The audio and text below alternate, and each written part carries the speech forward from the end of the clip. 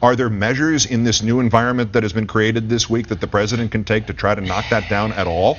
It's really hard to do much without spending money. I mean, there are a few things he could do. He could still got a big hammer hanging over the banks, over the mortgage settlement. He could possibly get something there. He could still be more aggressive on the foreign front. He could use Fannie and Freddie on housing, but they're difficult. I mean, he's basically boxed himself in. There is no real room to spend money, which is the best way to create jobs right now.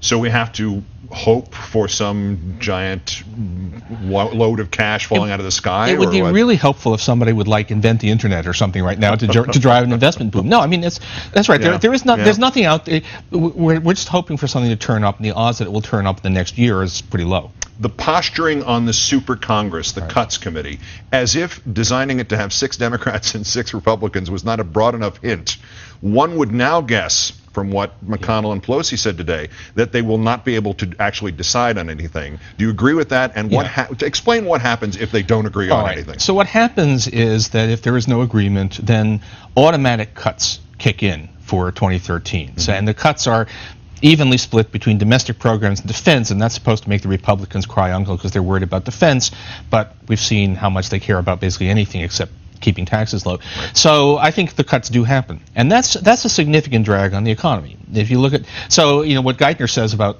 near term, if near term means the next year, he's basically right, but if we're thinking more than a year ahead, we're talking about pretty serious hit to an economy which is already taking a pretty big hit from the end of the stimulus and from state and local governments pulling back. Your name was taken in vain last night on what is more or less national television by Newt Gingrich. I'd like to play the clip first. Okay, I haven't actually seen this thing. This is a Paul Krugman presidency. He believes that stuff. He actually believes in left-wing economic ideas. The only problem with them is they don't work. So it's a Paul Krugman presidency, according to Mr. Gingrich. Congratulations. Isn't that great? And the amazing thing is, maybe the president couldn't have implemented what I wanted, but he sure didn't do what I wanted. And it must be kind of a shock to the Obama people to realize that that's what they are. Yeah, just on a personal level, what do you when you hear yourself sort of characterized and lumped in together with somebody with whom you've had serious economic disagreements?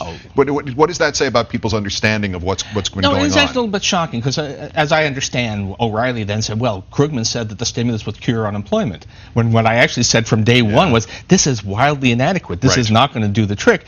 But this is about the alternate reality that these people live in, right? Their version of of the events that we all witnessed unfolding before our eyes bears no relationship to what actually happened. Well, it can't because that's what that audience needs to hear. Last point, I guess. Mr. Geithner said nice things about this debt deal. Why? Because he had to? The administration's approach has been, it's always good. We've had, they always report, any deal they reach, no matter how bad, they claim it was great, it was just what we needed. Every negotiation is a success, the economy is just about to recover. I don't understand it. I think it's, at this point, it's just hurting their credibility. This was a terrible deal. Maybe you can argue that they could have done no better, but it was a terrible deal. Republicans were gleeful about it. I know that firsthand. I don't know what he's thinking. Is it fair to call this, to even broadly compare this to something that the Hoover administration would have done? Because I used this term earlier in the week, that the Hoover people really accelerated, certainly in my limited understanding of economics, accelerated and added to the impact and the immediacy of the Great Depression by rolling the government up into as tight a ball as they could when they faced with that crisis. No, actually, what it's most like is actually 1937, when FDR was persuaded to pull back when he shouldn't. But it is true that you can take speeches that Herbert Hoover gave in 1932 and speeches that Barack Obama has given in 2011, and they look awfully similar. It's very depressing because I want Obama to succeed. I think he's a good man, but somehow he's turned into the second coming of Herbert Hoover.